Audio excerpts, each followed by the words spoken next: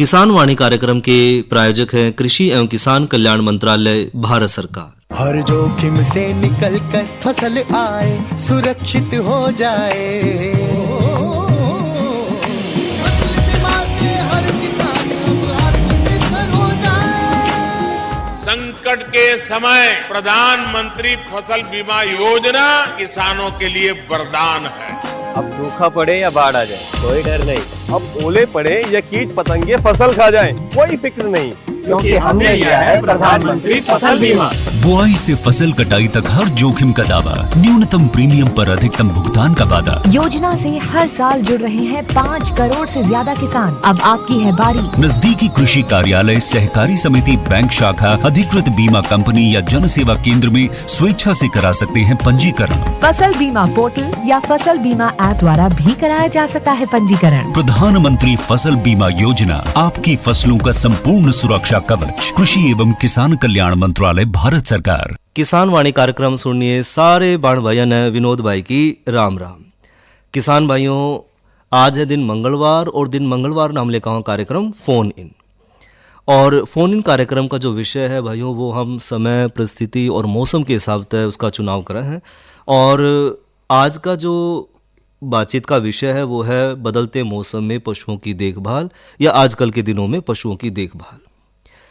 जो हमारे पशुपालक भाई हैं, जो किसान भाई हैं, अगर उनके पशुओं में किसी तरह कोई समस्या आ रही है तो जो है वो आकाशवाणी कुरुक्षेत्र का जो दूरभाष नंबर है वो है 01742211322।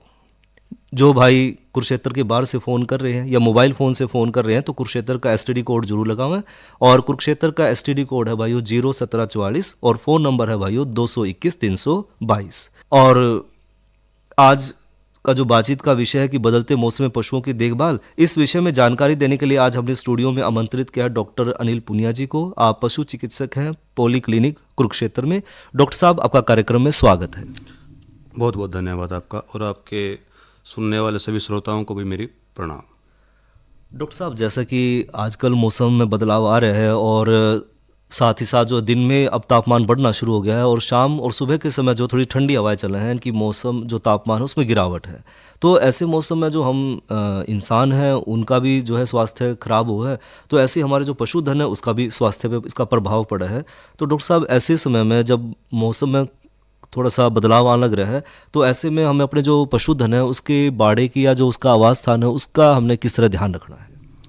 बिल्कुल, अब जैसे कि सर्दी धीरे धीरे खत्म होने को जा रही है जी, तो इस टाइम पे पशुओं की देखभाल जो मेन सर्दी थी उससे भी ज़्यादा करने की ज़रूरत होती है, क्योंकि इस टाइम पे पशुपालक कई बार थोड़ी सी लापरवाही दिखा देते हैं जी, जिससे पशुओं को बहुत ज़्यादा नुकसान झेलना पड़ता है, खासकर उनके उत्पादन में, दूध उत्पादन में जी।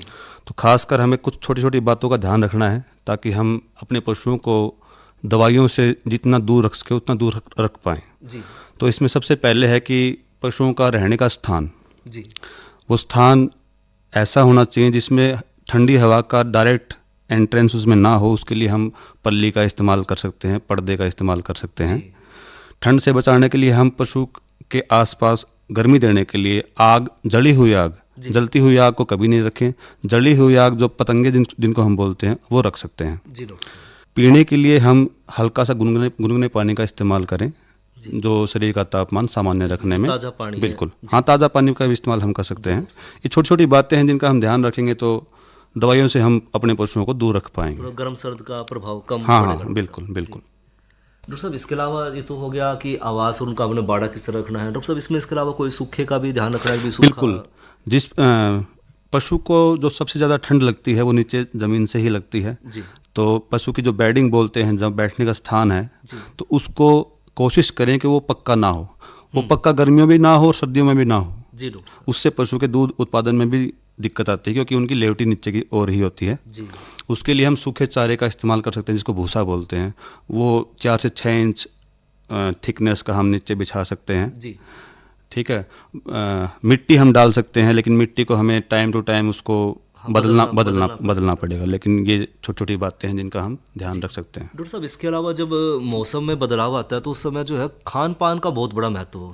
बिल्कुल। कि हमने जो है अपना खान पान किस तरह का रखना है। तो हमारा जो पशुधन है, जैसे गाय भैंस है या जो भाई बकरियां रख रहे हैं या सूअर पालन कर रहे हैं या उनके जो छोटे बछड़े बछड़ियाँ हैं, तो इस समय उनका हमने खान पान पे किन किन बातों का ध्यान रखना, उन्हें क्या खिलाना और किस चीज़ का हमने परहेज करना?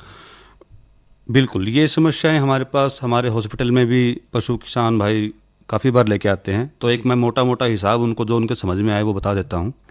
एक सामान्य पशु को, जो दूध देने वाला पशु है, एक सामान्य वजन का, उसको हम पूरे दिन में 20 से 25 किलो हरा चारा खिलाएं, जी 4 से 5 किलो सूखा चारा, तूड़ा जिसको बोलते हैं, वो खिलाएं, जी डॉक्टर साहब। और कम से कम एक पशु को जो दूध देने वाला है 100 लीटर पानी की आवश्यकता उसको होती ही होती है। यानी कि एक दिन में पूरा दिन बिल्कुल 100 लीटर कम से कम, जी। और ये मात्रा गर्मियों में बढ़ के 200 लीटर 250 लीटर तक भी पहुंच सकती है। जी। इसका सीधा सीधा रिलेशन कितना दूध वो दे रहे हैं, कैसा मौसम है, उसके ऊपर निर्भर करता है। तो ये मोटी मोटी बातें हैं। खिलाने पिलाने में सबसे ज़रूरी आज के टाइम पे मिनरल मिक्सचर की बहुत ज़्यादा महत्वता बढ़ गई है, जी। क्योंकि जो खाना पाना है, जो पशु चारा है हमारा, जी। तो उसमें जो ज़मीन है वो बार बार फसलें लेने के कारण उसमें जो मिनरल्स हैं पोषक वो तत्वों की कमी वो बिल्कुल ख़त्म के बराबर हो चुके हैं। तो हमें बाहर से उनको वो चीज़ देनी बहुत ही ज़्यादा ज़रूरी है। आदि बीमारियों से हम उनको वैसे ही दूर रख सकते हैं अगर हम उनको मिनरल मिक्सचर खिलाएंगे तो। जी डॉक्टर साहब।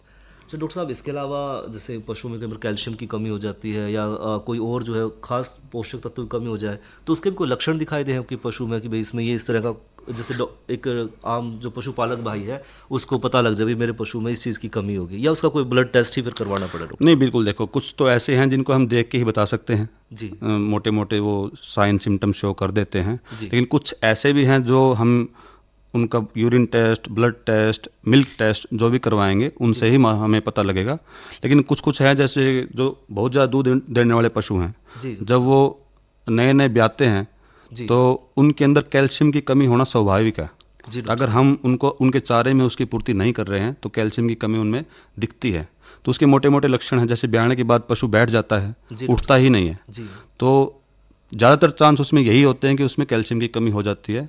तो हम वो दवाइयों के द्वारा या फिर मुंह के रास्ते जब हम वो उसकी पूर्ति करते हैं तो सारे सिम्टम गायब हो जाते हैं। तो कुछ ऐसे हैं जो हमें सीधा पता लग जाते हैं, लेकिन कई बार हमें खून टेस्ट की भी सहायता लेनी पड़ती है। जी डॉक्टर साहब, इसके अलावा जो स्वास्थ्य देखभाल की बात करें कि जो इस बदलते मौसम में कई तरह की जो है बीमारियां भी हैं जो पशुओं में आ जाए हैं, तो इस समय जो ये फरवरी का महीना है, यानी कि कहो कि हम थोड़ा सा सर्दी से गर्मी की तरफ जाने लग रहे हैं, तो ऐसे में कौन कौन सी बीमारी हैं जो मुख्य रूप से पशुओं में इस समय देखी जाओ डॉक्टर साहब? बिल्कुल, एक हम आम भाषा में जो किसान भाई समझते हैं, लंगड़ा बुखार। जी। ठीक है, इस मौसम में जब हल्की सी बारिश हो रही है, सर्दी कम हो रही है,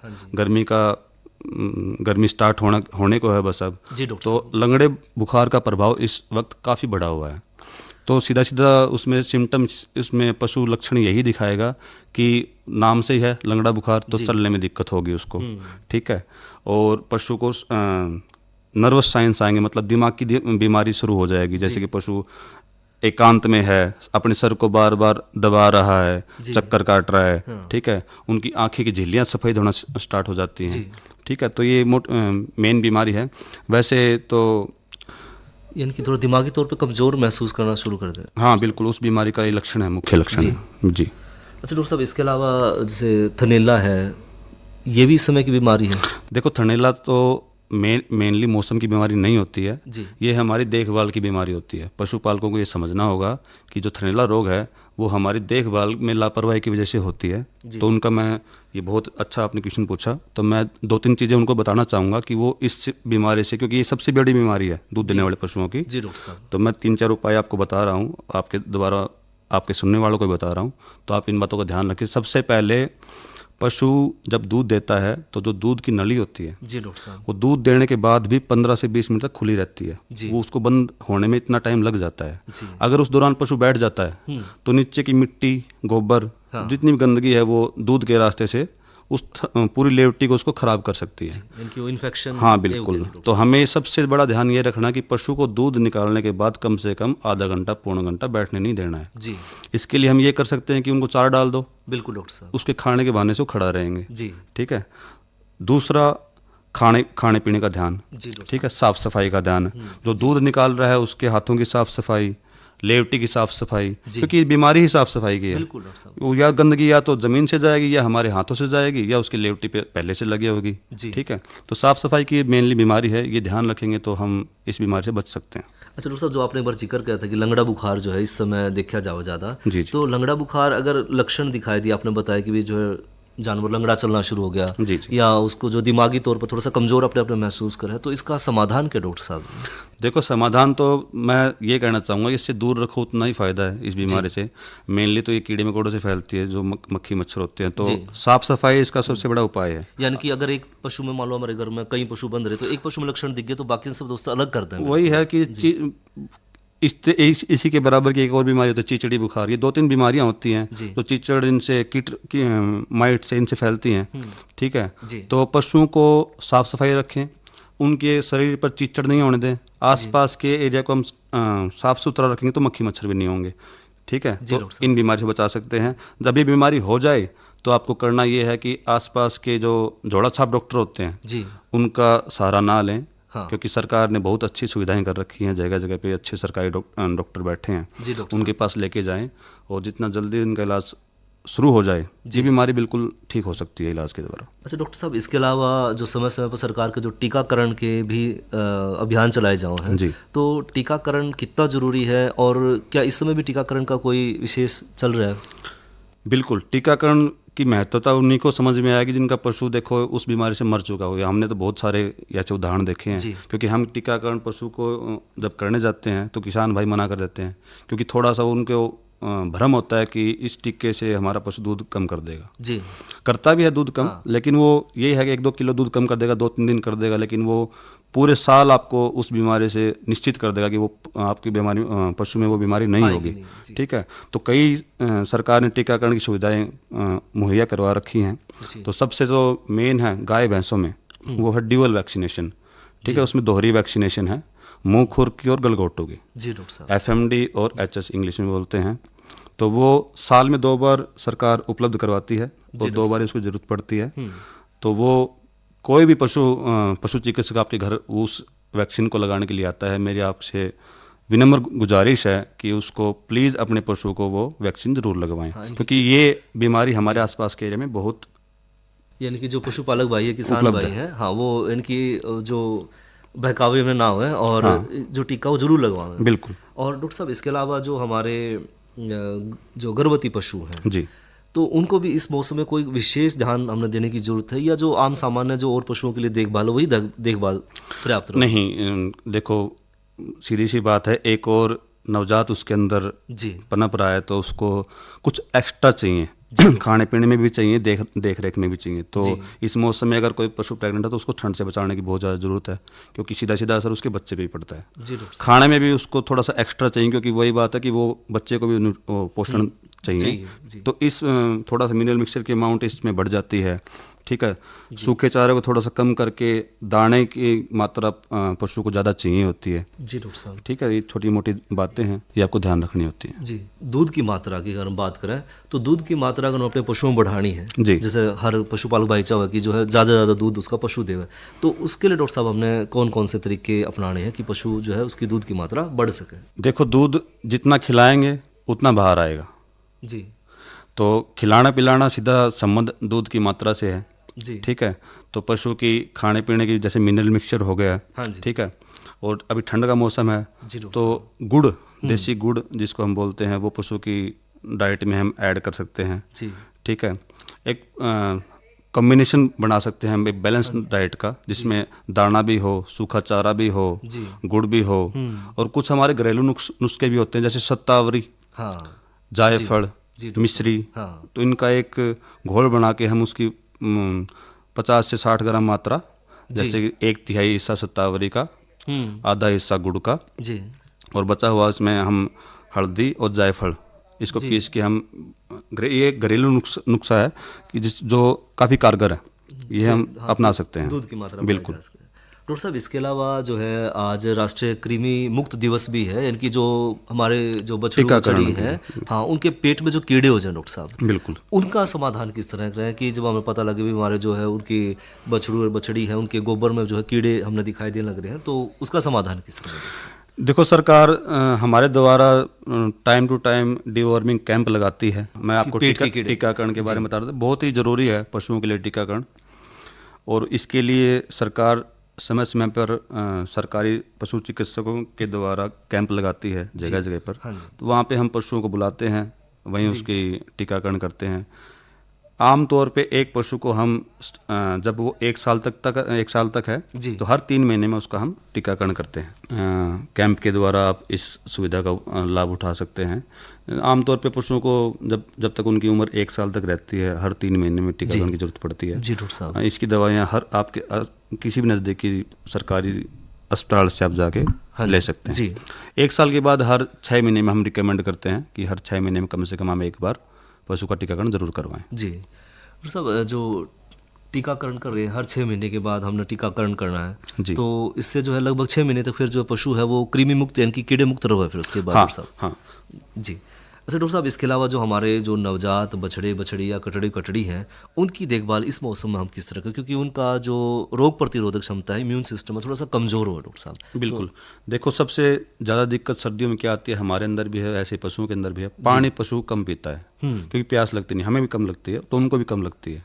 ठीक है, जी। तो हम ऐसा करें कि इस मौसम में उसको चारा ही ऐसे दें कि उसमें पानी की मात्रा ज़्यादा हो। ठीक है, इसके अलावा हम जो जितना भी पानी पीते हैं उसमें थोड़ा सा नमक हम ऐड कर सकते हैं जिससे पशु को प्यास ज़्यादा लगती है। जो छोटे, हाँ, जो बछड़ू बछड़ी या कटड़ी हाँ, तो कटड़ी मैं ये डॉक्टर बता रहा साहब। था, ये बात बड़ों के लिए भी है छोटे के लिए भी है कि इस मौसम में हमें प्यास कम लगती है, पशुओं को भी कम लगती है, तो हम चारा ही उनको ऐसे दें कि भाई उसमें पानी की मात्रा ज़्यादा है ताकि उनकी शरीर की पूर्ति हो जाए। जी डॉक्टर ठीक है, इसके अतिरिक्त हम जो पानी वो पी रहे हैं तो दिन में कम से कम 1 मुट्ठी हम सादा नमक उस पानी में ज़रूर मिलाएं, इससे उनको प्यास ज़्यादा लगे, क्योंकि दूध की मात्रा सीधा सीधा उनका लेना देना पानी से ही होता है। जी डॉक्टर पानी की मात्रा पशु को इस मौसम में, सर्दी के मौसम में पूर्ति करनी बहुत ज़रूरी है।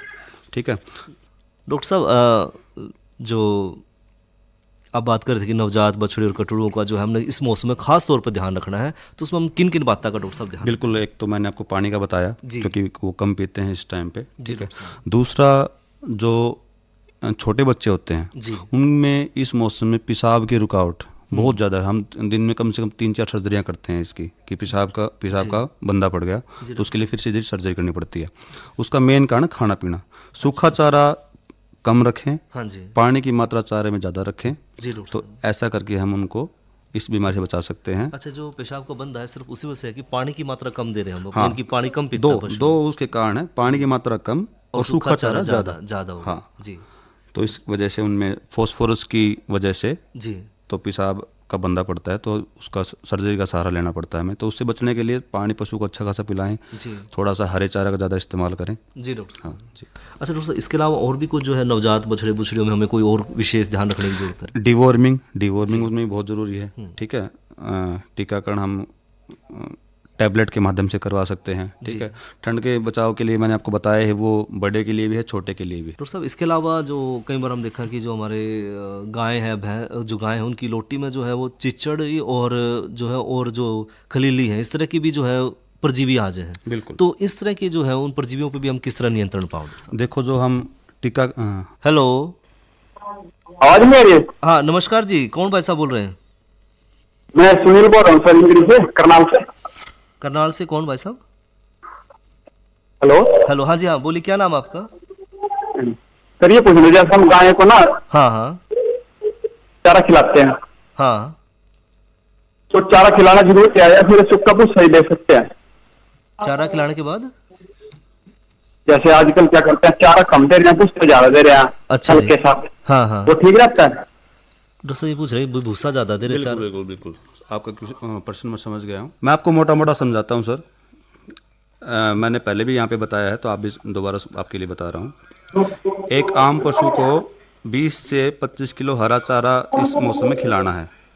ठीक है, और 4 से 5 किलो हम भूसा, तोड़ा जिसको बोलते हैं, वो उसकी डाइट में ऐड कर सकते हैं।